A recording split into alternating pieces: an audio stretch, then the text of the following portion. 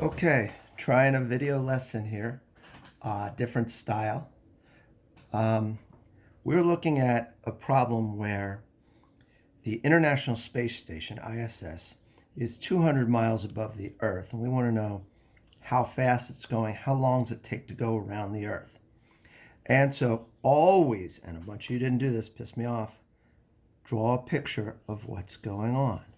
So we've got the Earth, right? And we know here there's a radius, Earth. Okay? The International Space Station, 200 miles above the Earth. Well, the Earth is really big, and 200 miles is not that much. So it's a little bit above the Earth. And so it's going around the Earth. And so we're going to draw a circle of its orbit. It should be a circle. Okay? Now, it's going in a circle. And so this distance is the orbital radius. And so I'll go with R. O for that distance. And we can see it's the radius of the Earth plus this additional 200 miles. The way I've drawn it's a lot more than 200 miles because it's about 4,000 miles from the center of the Earth to here.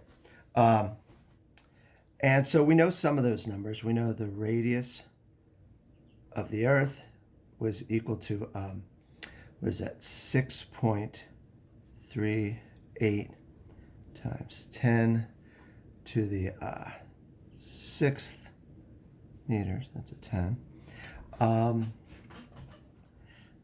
This involves things that aren't on the Earth and gravity, so that means we're going to need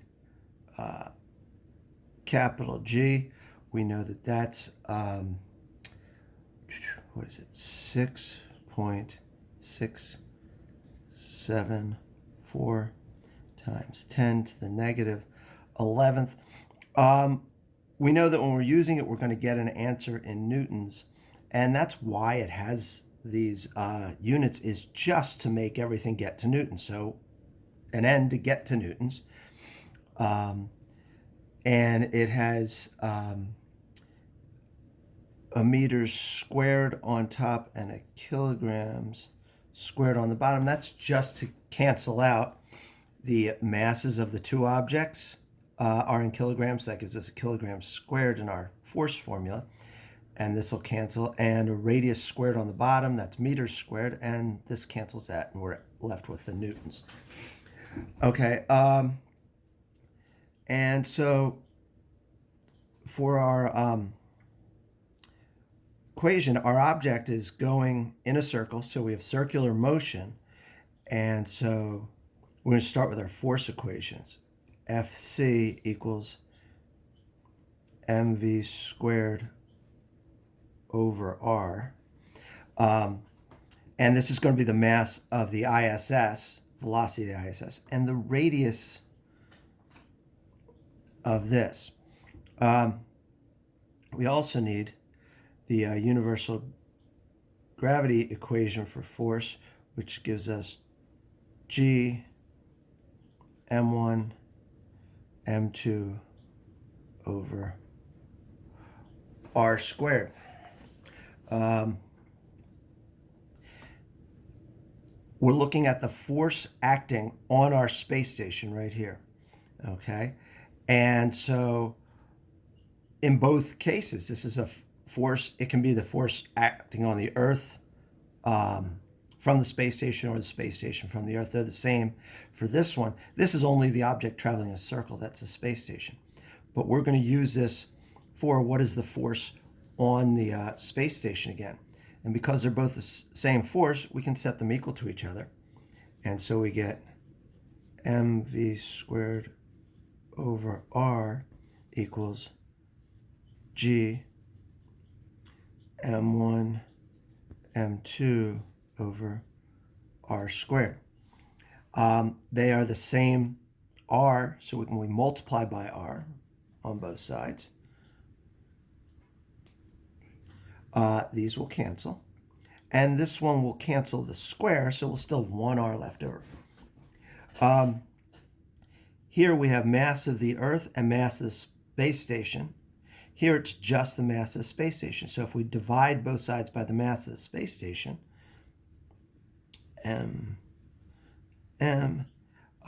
those will cancel. And so we have v squared equals g m, and this is mass of the Earth. That one didn't cancel, over r. And so we can just take the square root, and we get v equals square root of g m of the Earth over r.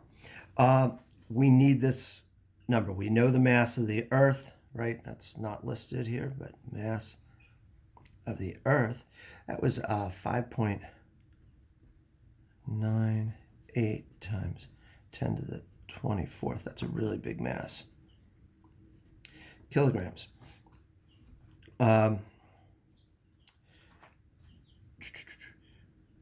Okay, so where are we? We need to find this r. And so this distance is the 200 miles plus the radius of the Earth. I need to turn the 200 miles into meters and then add the two distances together to get the radius of the space station, the orbital radius. And so we had 200 miles, and we're multiplying that by 1609 meters per mile. Miles cancel, and we get 321,800 meters. And we're going to add that to this number, radius of the Earth. So this is 300,000 meters. That's 6 million. So it's, we can just write it right here, 638,000. Add those two together, and so we have 0.081,076, or 6.7018 times 10 to the 6th meters. And so that is going to equal our orbital radius. Okay, so I just plug those in there, and I get a velocity of 7,717 meters per second. Okay, so that's with our g, very small number, times 10 to the negative 11th. Mass of the Earth, very large number, and dividing by this radius. And so we're left with 7,717 meters per second. We can then solve for t. We have the equation v equals 2 pi r over t, or t equals 2 pi r over v. I now have r and v, and so I plug them in, and I get a time equal to 5,456.6 seconds. Seconds is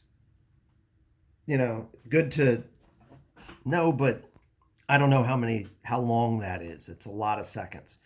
And so I'm going to change that to minutes. I will get seconds, minutes.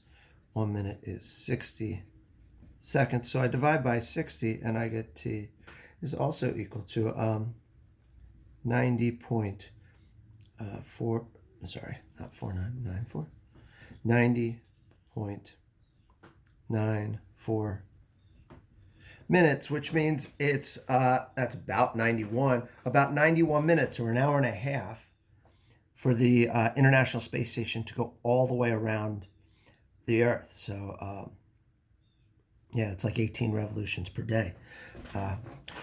Really moving. Draw your picture. Show all of your work. I was having some problems with that.